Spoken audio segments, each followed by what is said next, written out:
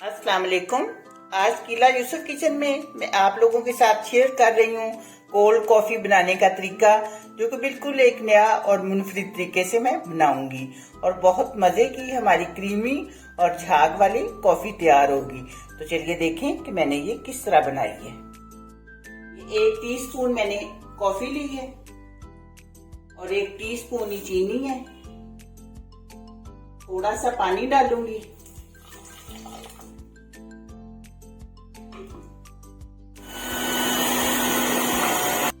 ये 1 मिनट तक मैंने इसे बीट की है। अब मैं आपके साथ एक खास ट्रिक शेयर करती हूँ, जो कि हमारे कोल्ड कॉफी को बहुत मजेदार और झाग वाली क्रीमी कॉफी बनाएगी। ये है दूध, लेकिन ये है फ्रीज हुआ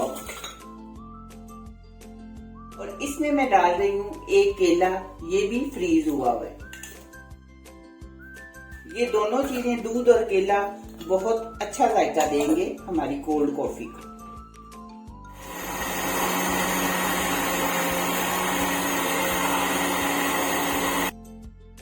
ये तकरीबन 2 मिनट तक मैंने बीट की है और देखें कितनी मजेदार हमारी कॉफी तैयार हो चुकी है।